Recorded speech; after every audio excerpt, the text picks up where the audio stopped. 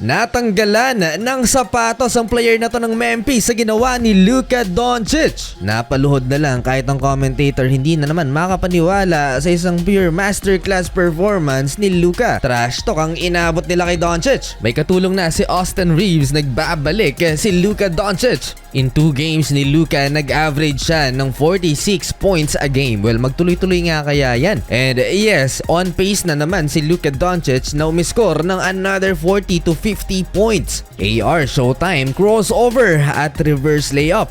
So far ngayong season, 34 points per game si Austin. Ja Morant, nice backdoor cut kontra sa kanyang former teammate Marcus Smart. Luka answers back with a 3-point basket. One-man show ulit ang Los Angeles Lakers habang team effort naman ang Memphis Grizzlies. Another 3-pointer for Luka Doncic, 13 points in 10 minutes para sa Slovenian superstar. Sabay tingin sa courtside fans ng Memphis Grizzlies. 13 points sa first quarter si Luka Doncic, late takeover naman si Austin Reeves. Nakakalamang ang Lakers 31 to 27 going into second quarter. Second quarter, nice run ng Los Angeles Lakers habang nagpapahinga si Luka Doncic.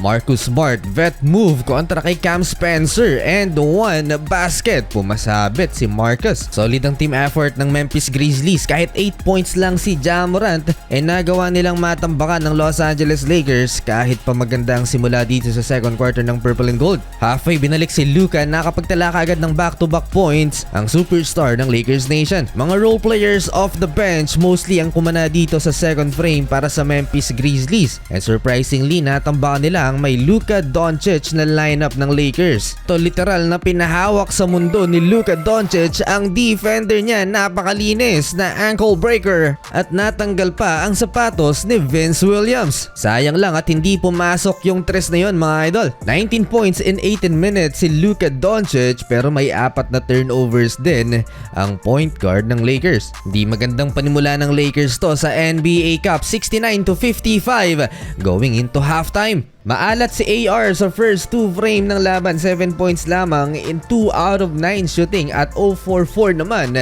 outside the arc. Eto magandang panimula ng Los Angeles Lakers at magandang senyales din sa kanilang opensa dahil nakapagtala na rin ang 3 si AR. Baldog ngayon si Ja Morant mga idol, 0-4-5 beyond the arc, hindi rin makapagyabang si Ja sa kanilang home court.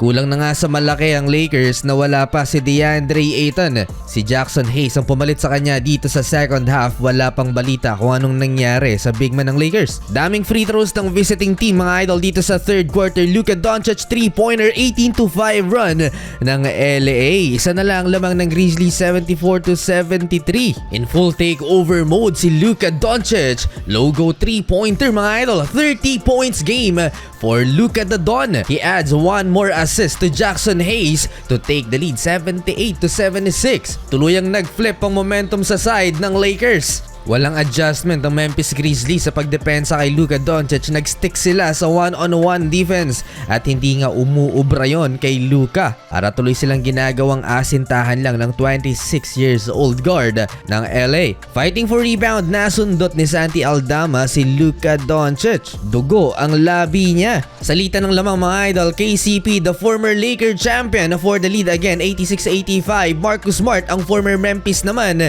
floater sa harap ni Ja. Dalton Connect beats the clock to end the third quarter, 91 to 89. Lamang ng dalawang Memphis Grizzlies. 35 points for Luka the Don. In rhythm ang Lakers boy band, Jake LaRavia, the number 12 mula sa assist ni Marcus Smart. Lamang ulit ang Lakers, 93-91. Isa si Anthony Edwards sa hindi nakakakilala dito kay Jake LaRavia. Former Memphis Grizzlies ang player na to. Dito siya na-draft at naglaro ng 3 seasons. Natanggal na ang kalawang ni AR at nagsisipasok na ang kanyang mga tira dito sa second half. Fourth quarter, comeback ni DeAndre Ayton matapos hindi makapaglaro ng third quarter. 13 points si Jake bago i-sub out kapalit ni Luka Doncic, 8-minute mark ng fourth quarter. Kamote si Ja Morant sa second half, hindi na nadagdagan ng kanyang 8 points. AR and Luka Doncic connection plus Rui Hachimura 3-pointer. Namamagana ang lamang ng Lakers, 105 to 97. Doncic, target practice. And that's it. That's another 40-point performance for Luka, pangatlong beses in 3 games niya ngayong season. Hindi makapaniwala ang mga commentators na nasasaksihan nila kay Luka. Double figures na ang lamang ng Lakers, 110-99 down the stretch. Until crunch time, hindi pa rin dino-double team ng Memphis si Luka Doncic. Final minute remaining sa fourth quarter, Luka Doncic na foul beyond the arc. 3 free throws for Luka at 3 trash talk ang courtside fan ng Memphis Grizzlies. Last 14 seconds na ibaba pa sa 5 ng Memphis ang lamang ng Lakers, pero kinulang na sila sa oras para makambak ang Lakers. Comeback din naman ang ginawa ng Purple and Gold, 15 points ang inabol nila. Baldog si Ja Morant, 0 for 6 outside the arc, 3 out of 14 from the field in 31 minutes. Panalo ang Lakers, 44 points for Luka with 12 rebounds, 6 assists, habang 20-point game naman si AR.